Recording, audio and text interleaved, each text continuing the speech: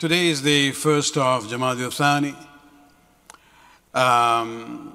and we are into the days of Fatimiyya, remembering the tragedy of Bibi Fatima Zahra salawatullah alayha.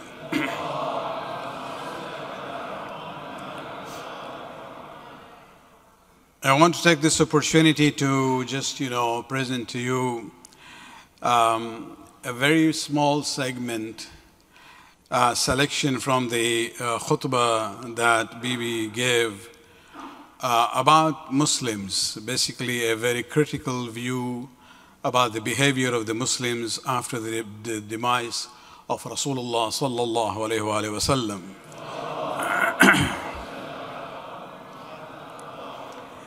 She has used some very strong, language where she says, فَلَمَّا اختار الله لنبيه صلى الله عليه وآله وسلم دار أنبيائه ومأوى أصفيائه. That when Allah chose for His Prophet the final abode of the prophets and the refuge for His chosen ones, ظهر فيكم حسيكة النفاق. She said at that time, suddenly the hypocrisy surfaced among you.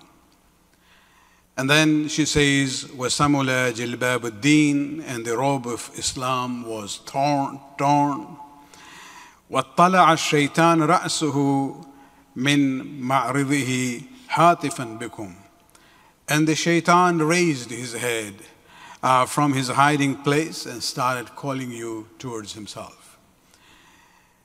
And then, she basically criticizing them by saying, فَهَيْهَاتْ مِنْكُمْ وَكَيْفَ بِكُمْ. This is not what was expected from you. Where are you going? وَأَنَّا تُوفَكُونَ. Where are you going? وَكِتَابُ اللَّهِ بَيْنَ أَظْهَرُكُمْ. Where are you going while the book of Allah is right there in front of you? That is the source of your guidance. And it's important to realize that, she is actually bringing this reality that by your actions you have actually violated the teachings of the Quran. أموره ظاهرة وأحكامه زاهرة وعلامه باهرة وزواجره لاعية وعوامره واضحة. She says it's the Quran, referring to the Quran, its issues are apparent, its laws are the light for you, its signs are illuminating, its prohibitions are obvious, and its commandments are clear. So what is happening to you? You have thrown the book of Allah at your back. You have no regard for the Quran. Have you turned away from it? Or do you seek judgment from other than the Quran? It's not that she is saying that you have gone, formally abandoned Islam, but basically you have turned away from the teachings of the Quran. And this is where we see that, Fatima Zahra salawatullah alayha,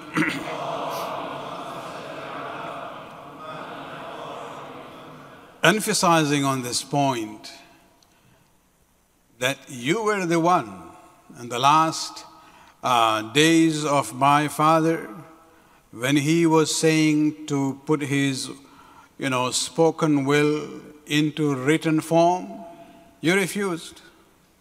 And you said, Hasbuna Kitab Allah, the book of Allah is sufficient for us. What happened to that claim? What have you done with the Quran? And this is where we have to realize that Fatima Zahra did not go there only to ask for fadak. She was actually even supporting the Quran in the integrity of the values of the Quran. But the passage that I quoted earlier, the have you thrown the Quran on your backs, she ends that passage with an ayat of Quran from Surah Al-Imran 85, ayat 85, وَمَنْ يَبْتَغِي غَيْرَ الْإِسْلَامِ دِينًا فَلَنْ يُقْبَلْ مِنْهُ. That whoever wishes to follow a religion other than Islam, then he should know that it will not be accepted from him. وَهُوَ فِي الْآخِرَةِ مِنَ الْخَاسِرِينَ. And he in the hereafter will be among the loser ones. It's important to realize that she's not talking about the formal irtidad, a person abandoning Islam and saying, I'm no more a Muslim and going to another deen. She's talking about, you still claim to be Muslims, you claim still to to believe in the Quran, but when it comes to your practice, you are not living by the Quran. And she uses this ayat actually to apply in that situation only. Also, not only the issue of irtidad and those who, turn away from Islam.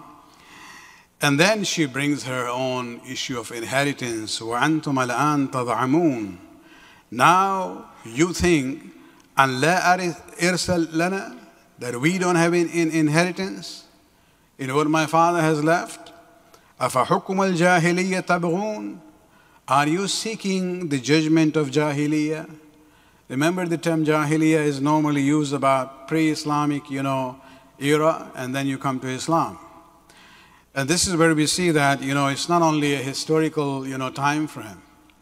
It also means the attitude. People could still be Muslims, but their attitude would be of the era of Jahiliyyah.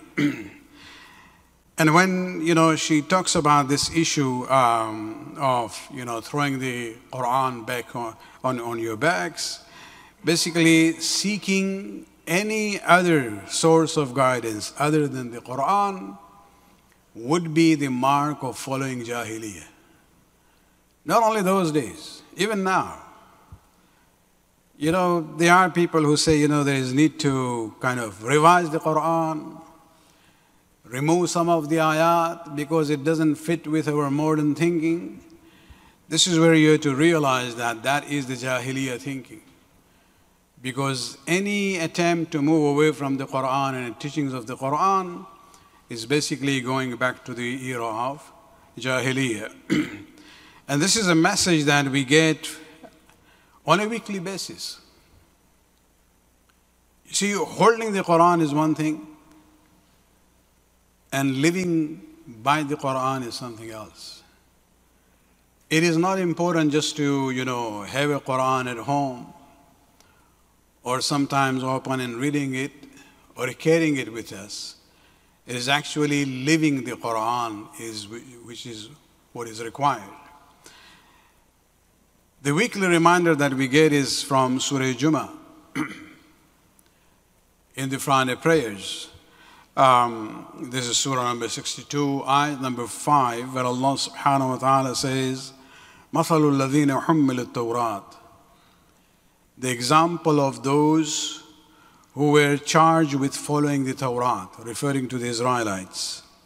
ثُمَّ لَمْ يَحْمِلُوهَا. But they did not observe it. So they were charged with the responsibility of the Torah to follow it. ثُمَّ لَمْ يَحْمِلُوهَا. They did not carry it. Carry it in a sense, did not observe it. Their example, Allah subhanahu wa ta'ala says, كَمَثَلِ الْحِمَارِ يَحْمِلُ أَسْفَارًا. Their parable is the parable of ass or a donkey that carries the books, but it cannot read it or use it. And then Allah subhanahu wa ta'ala says, مَثَلُ الْقَوْمِ الَّذِينَ كَذَّبُوا بِآيَاتِ اللَّهِ بِئْسَ مَثَلُ الْقَوْمِ الَّذِينَ كَذَّبُوا بِآيَاتِ اللَّهِ. It's an evil parable of the people who have rejected the ayat of Allah. Not by not carrying it or not having a copy of Quran. Here it means that they rejected the ayat of Quran by not implementing it and not following it. وَاللَّهُ لَا يَهْدِي الْقَوْمُ الظَّالِمِينَ. And Allah does not guide the unjust people or the sinful people in that sense. And this is where we have to realize that, if we turn away from the Quran, and by looking at Hadith Saqalain, if we turn away from the Quran and the Ahlul Bayt, basically we will face the same calamities and disgrace like the previous nations. And in a sense, you can see, one of the Muslim statesmen from Malaysia, he made a comment about this Islamic conference on this issue of Palestine. And he says, look at their resolution. There's nothing in it. So you have more than 50 nations getting together. They can't do anything. They cannot even send one bottle of water there without getting permission from Israel. You know, this is the level that Muslims have reached. And this is because of turning back to the Quran and the Ahlul Bayt, alayhim salatu wassalam.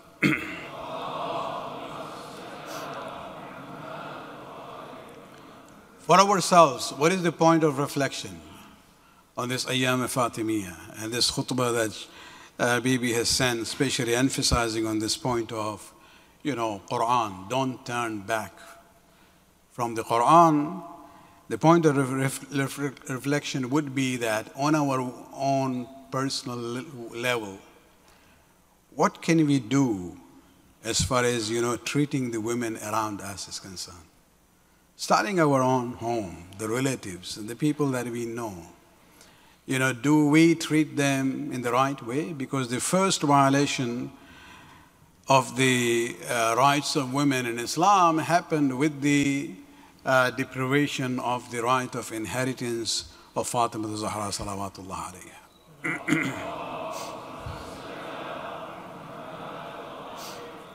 There are many, many Muslim societies where when the father or the mother dies, the daughters really don't get their share. It is a male, offspring who get everything. They say, our father paid so much for your marriage. Oh, that was not inheritance. This is how it's dealt with. And people are silent, women are silent. They take it that this is the norm. And when sometimes the son-in-laws, push their wives to go to their the parents, and that's another wrong side.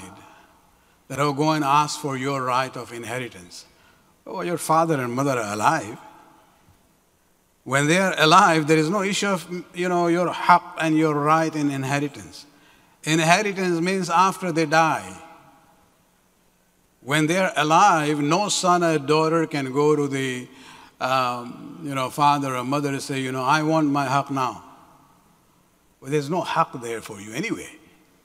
The haqq is only generated, the right is only generated after they die. Before that, there is no issue. They have absolute right on their own, property, whatever they own. They can do whatever they want when they are alive. The haqq of miras only happens after the parents die.